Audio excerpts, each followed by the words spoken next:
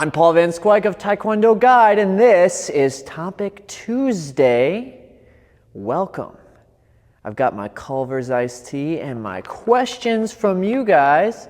If you've never been here before, it's pretty simple. People send me questions and comments about Taekwondo, and we have a conversation. So get yourself some Culver's, settle in, and enjoy this week's edition of Topic Tuesday. We're going to jump right in with our first topic, which comes from Danny Anson 3110. Danny writes, "Hi, love your content." I'm glad you love it, Danny. I'm new to Taekwondo and hear a lot about the different types or styles of Taekwondo. I know about WT and ITF and combat Taekwondo if that counts, but outside of these, are there more, or are ITF and WT split into sub-styles? Any insights or opinions would be greatly appreciated. Also, I'd just like to point out, I got into Taekwondo with my 7-year-old son to assist him with some confidence issues, and it's been great for bonding and super fun. There is more to martial arts than what is effective on the street. Thanks again, Dan. Hey, Dan, I'm so thrilled that you got into this with your son. Yeah, it's a fantastic bonding activity. I see families all the time really enjoy doing Taekwondo together. So I'm so glad you're part of that, and you're absolutely right. We don't think about all of the other stuff that a martial arts offers. So often we just think about what's gonna save me on the street when I'm attacked by thugs who materialize out of the sewer pipes. Honestly, the odds of that happening, very low. Let's look at what else we can get out of our training. And look what he's getting. Family, unity. Great, Dan. Okay, your question about all the different organizations. I'm aware of one other, which is ATA, American Taekwondo Association. I'm sure there's a billion. Okay, let's think about something. Taekwondo, the name itself, means the way of the hand and foot. Or if you get into the nitty-gritties, Tay or Tai, however you say it, is like to stomp. And the reason they chose that sound is because it's similar to Taekyon sound. So we think of it like kick, but it's not really kick. It's like to stomp on something with your foot. And then Kwan is, if you look at the way the character is written, it's like making a rice ball and squeezing it in your fist. So it's like fist, okay? So I think the way of the hand and foot, because Do is way, is a good way of simplifying it. Really, if you're hitting stuff with your hands and your feet, you could call it Taekwondo, especially if you give Korean cultural trappings to the training as well. Okay, so there's people who do Pumse only. Is that still Taekwondo? Yes. There's people who do sparring only. Is that still Taekwondo? Yes. So there's these different organizations, right? But understand that every single school you go to is going to have a different way of teaching and training, and thus the students will build entirely different results from school to school. Yes, I practice WT Taekwondo. Does the WT come to my school with rifles pointed at me and make me train students a certain way? No. Did I have to take a course and get certified in training from the WT? No. I'm just teaching a thing, and I guess it's WT Taekwondo. So obviously, my students will inherit a different set of skills based on the way we train here than the school across town that also does WT Taekwondo, because we all have our own different approaches. I know ITF has more than one organization. I don't know too much about it. I really can't speak to ITF too much. WT, I think, is pretty unified. But the thing I want to drive home, the main point, is that every single instructor is really going to have their own style of Taekwondo. And that's more important than the organization. So don't get too hung up if you're concerned about organizations, on what organization a school is in. Find someone who teaches the way you want to learn, and that's going to fit you really well. It doesn't really matter if they're WT or ITF or Kokyuan certified. I have a Kokyuan black belt. Again, did the Kokyuan come here with their Uzis pointed at me and say, you have to teach these things to be a Kokyuan student and to produce Kokyuan students? No, they didn't. So all of that's not super meaningful. Only that we kind of align to some real base type of things. Again, I think as long as you're doing kicking and punching, it can be Taekwondo.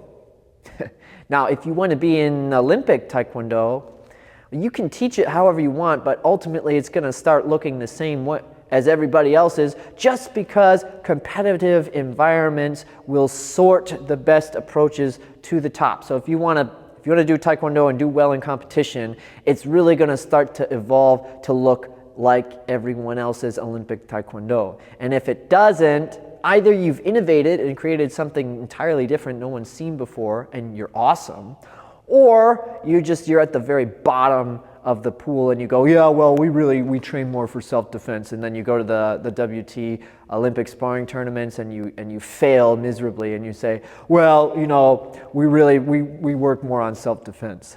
If you do that, it will look different.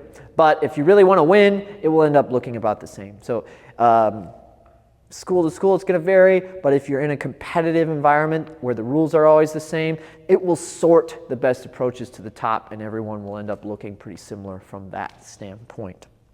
Cool question. Let's move on to a comment from A1CJDC, who writes, "Thank you for offering to answer questions."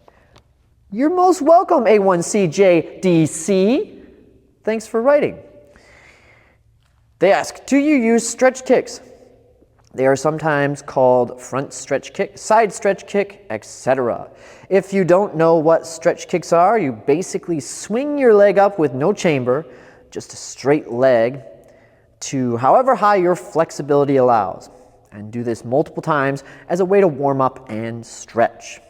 If you use side stretch kicks, do you leave your standing foot fully pivoted till your toes are pointed in the opposite direction of your kicking leg, or do you keep your standing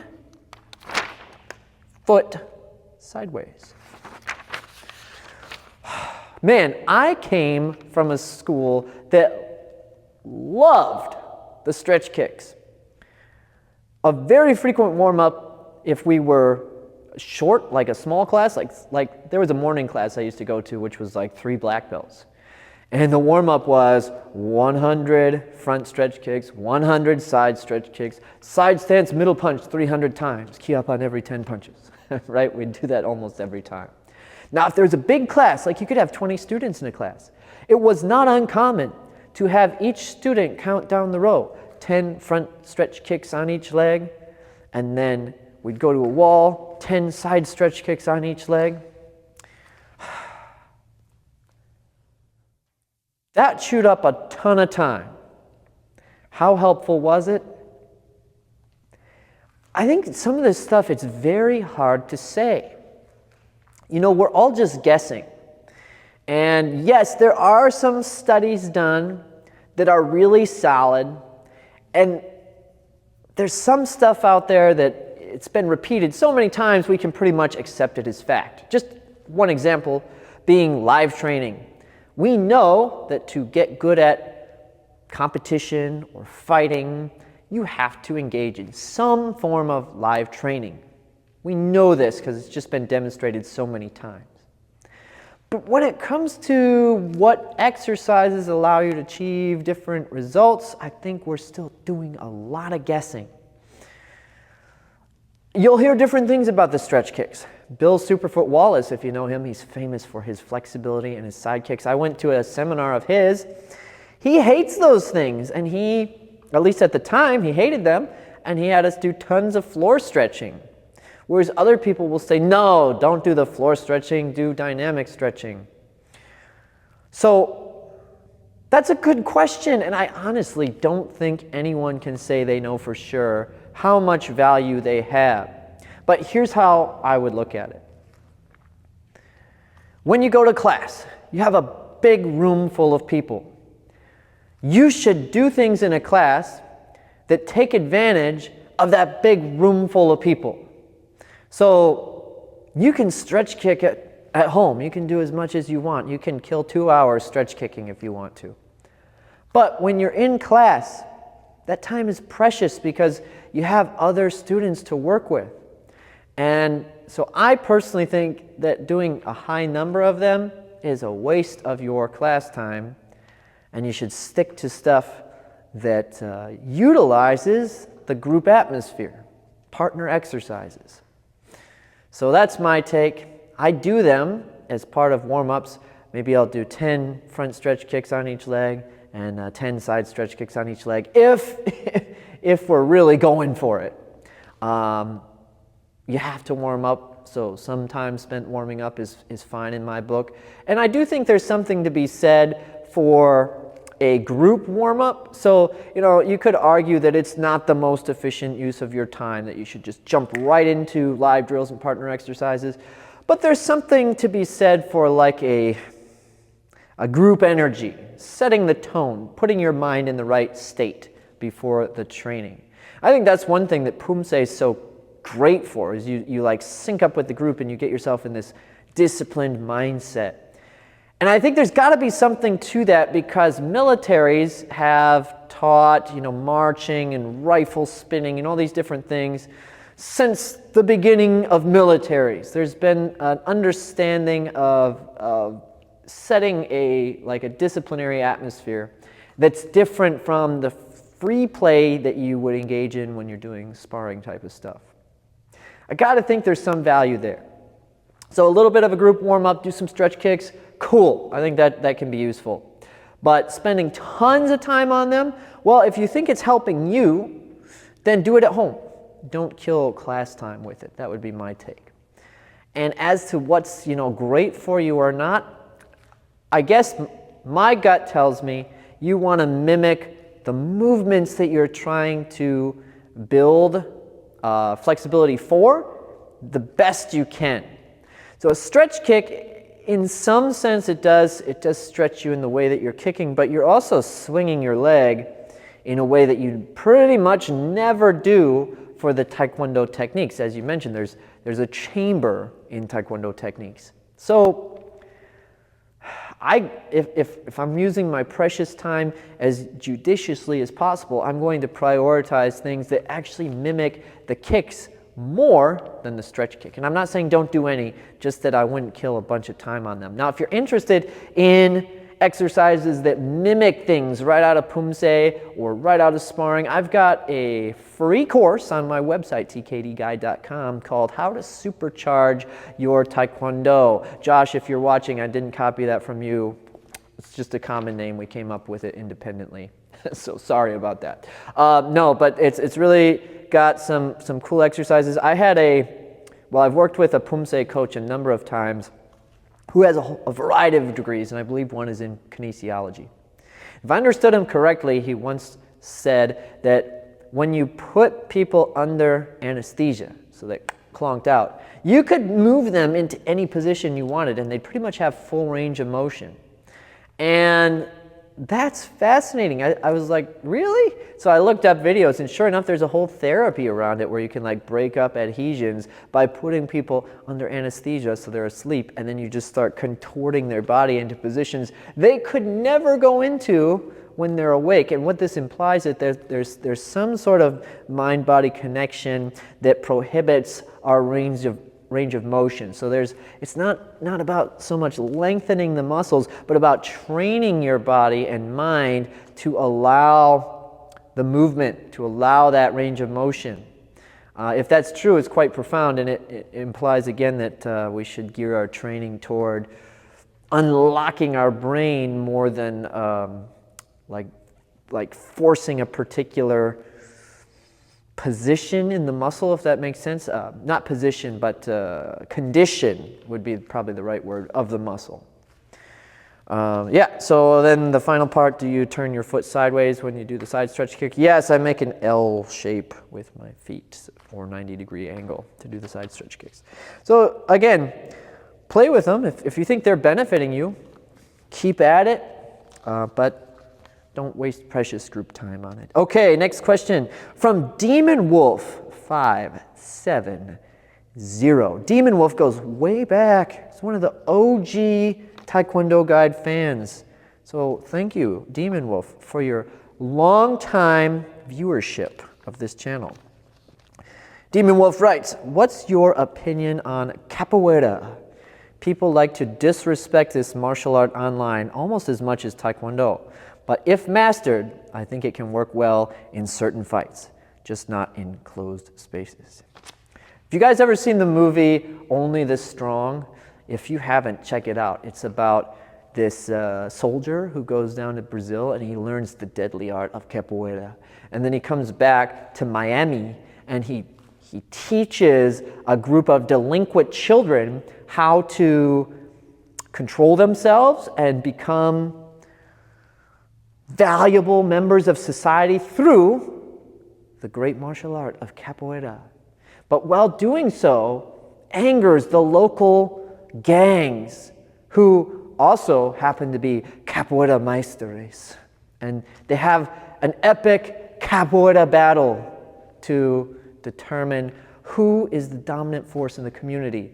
The new upstanding youth that have been trained in the art of capoeira, or the gangsters and their automobile chop shop. Check this thing out, it's a lot of fun. And it's got that great song that Mazda stole for their commercials with the zoom, zoom, zoom. Yeah, you know the one I mean. Awesome stuff. Okay, it has nothing to do with your question, but I had to pitch it.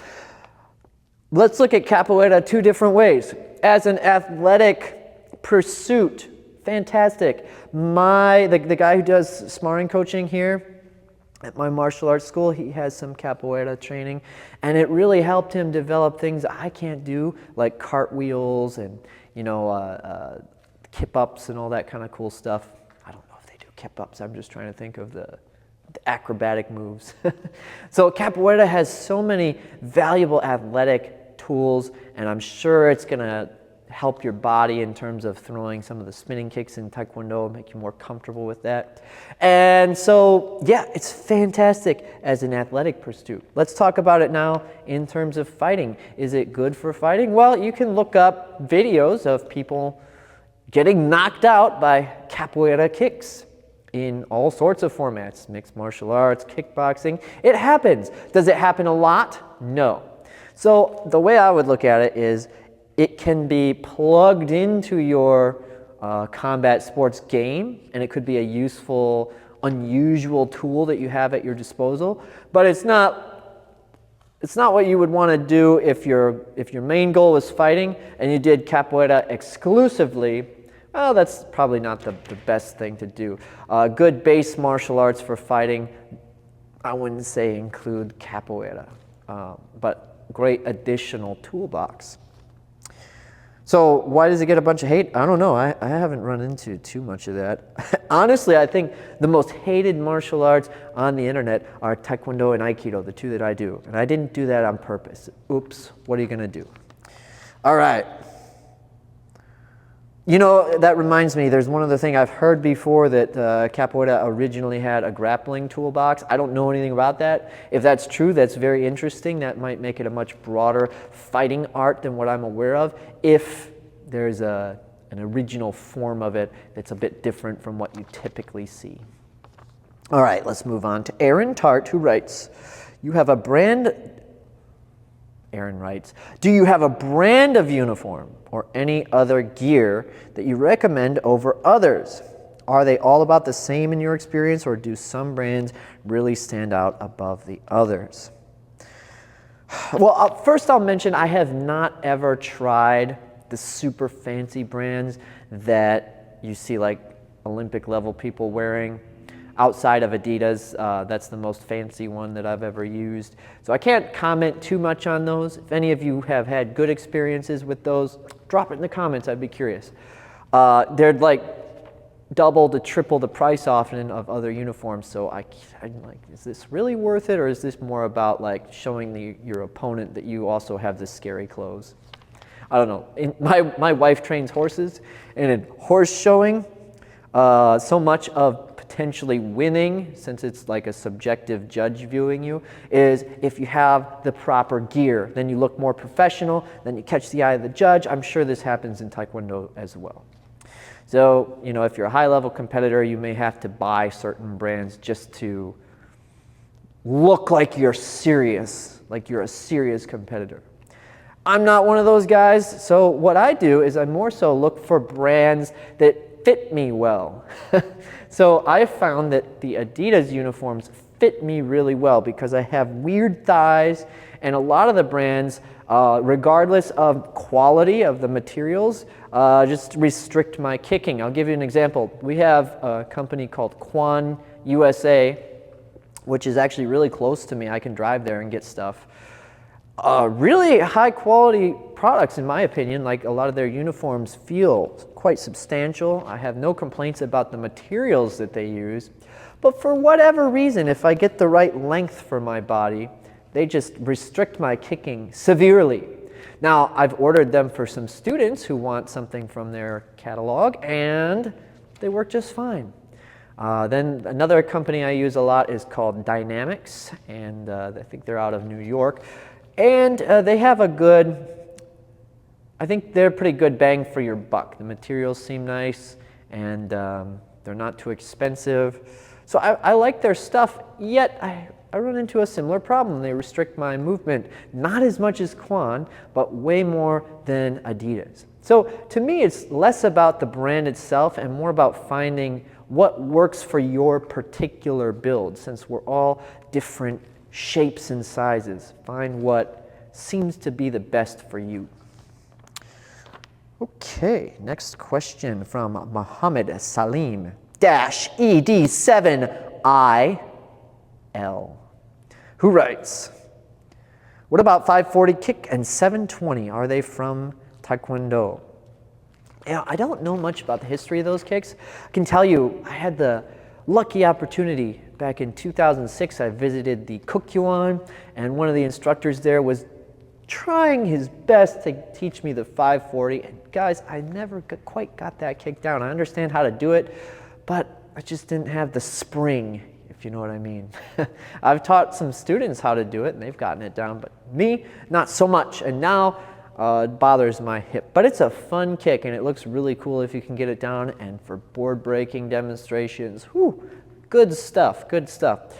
I'm trying to think the first time it pops up. If you watch the Taekwondo demonstration videos from the 1980s, I don't think you ever see this kick. And then I would speculate somewhere around the mid to late 90s you would see it start to pop up. Certainly into the 2000s, the Kukyuan demonstration team started doing this stuff regularly. Where exactly it came from, I'm not sure. That's a great question. I've never come across that answer in all of my historical Taekwondo research. So, fascinating question. Wish I could tell you. Okay, I wanted to go over a comment from a Sir Pants a Lot, who says, Taekwondo seems to have an image problem entirely of its own creation. Gym owners market it at children because it's safe for them to do, but adults don't want to do a martial art for kids. So these massive kids programs that pay the bills keep the adult programs small. Then adults leave because they don't want to be the weird adult doing Taekwondo. It's no secret a very high percentage of adults doing Taekwondo are only there because their kid started. I like Taekwondo, but finding a school that has a decently sized adult program can be tough. Finding BJJ or Muay Thai is very easy. Taekwondo competitions for adults over 40 aren't exactly popping up all the time either. It's an interesting comment. I'm not talking to you guys here because you're obviously adults who do Taekwondo. But let's talk about adults in general, adults who do things. Adults don't do things. Adults get drunk on the weekend. They go to work and they get drunk and they get fat and they eat potato chips. Right? Now, not everyone is that way. The people who exercise, the adults who exercise, they mostly do what? Solo stuff.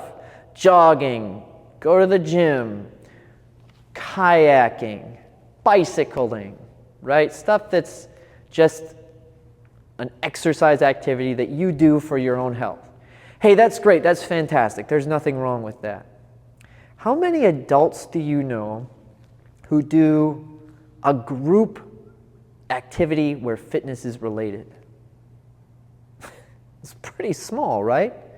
Now, of all those people you know who do a group activity where fitness is related, how many of those activities are fads, like things that popped up in the last, 15-ish years in terms of mainstream practice? Because you see that most of the stuff adults do that's a group activity where fitness is related, they don't last eternally in terms of like mainstream practice. So yeah, right now Muay Thai and Brazilian Jiu-Jitsu, those are like zeitgeist, cool things that adults are doing. The cool adult influencers like Joseph Rogan, they do that stuff, right? So that's what the cool adults want to do, so they can associate with that new wave of fitness stuff. CrossFit, very similar, right? I would put Krav Maga into this camp, although I feel like that's starting to fizzle out. But a few years ago, it was hot stuff to do Krav Maga. I'd get lectured by overweight women who did Krav Maga because they were like, it's way more serious and deadly than your Taekwondo stuff. Oh, okay, you're doing one-step sparring in camouflage pants. How deadly and awesome. Very cool of you. But anyway, this is a side note. So I thought this way. And the first 5+ years of running a Taekwondo school, I was like, I can gear this towards adults. And by gearing this towards adults, there was rarely a child in my ads. So I made all my advertising, everything geared towards adults. I thought, they'll flock to me because surely someone's going to want that program. Very few, okay? So yeah, you need kids to pay the bills. No question about that. I could chop my adult program and I'd do just fine. Now, let's get into this other idea though about if a child does something, it ruins it for adults. This is just silly. That's not true of anything else I can think of, including other martial arts. There are tons of Brazilian Jiu-Jitsu kids programs. Does that make it a kids martial art? No. Can you guys hear the children? That's kind of funny that they popped up at that exact moment. I don't know if you could hear that. My dojang here is actually sharing a strip mall building, not strip mall. There's 3 businesses in this building, and one next door to me is a daycare. I know, make your jokes. They weren't here when I moved here, and they're going to be gone this fall, okay? But joke away. Fine, that's fine. I won't cry, I promise. I have nothing to do with them, guys. Okay, let's get back onto the topic, though. So, kids play video games. So do adults. Kids get educated in all sorts of different things, and so do adults. The idea that because a child does it, an adult doesn't want to associate with it seems absolutely crazy to me. Now, is it going to look a little bit different when you teach a child? Yeah, you tailor it to your audience. But that's why you run separate programs. Now, obviously, if you're like 40 and everyone else in the class is 7, that's going to feel kind of weird, right? And they're going to tailor that class to the 7-year-olds, not to you. But if there's, say, a kids class and another kids class and then an adult class, well, it's going to look different from the kids classes, right? And they'll tailor the training to the people in that class. And it shouldn't make the adult program feel like a child's program just because children do it. I think, name one other thing that is shared by both children and adults that gives adults a bad name, like they're doing a child's activity, if they do it. I'm trying to think. I mean, there's the adults who go to Disney World without children. That's kind of weird, right?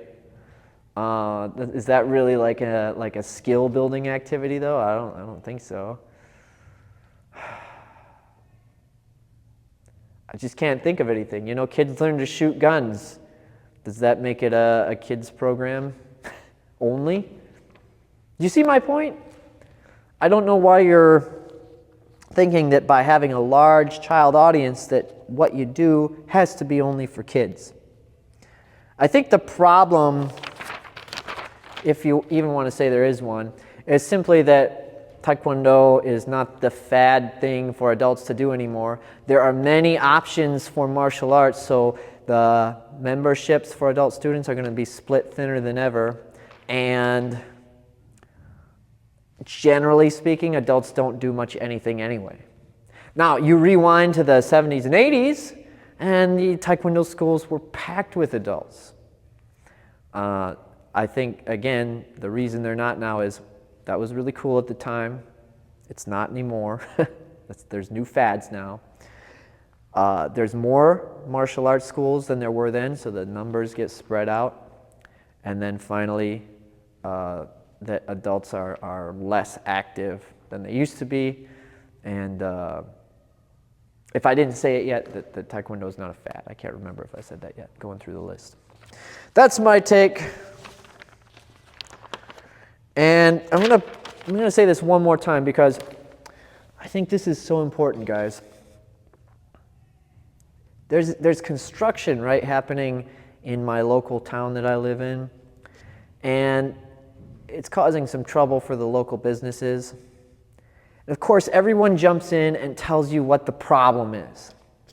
They should do it like this, or they should do it like this, and they have no idea.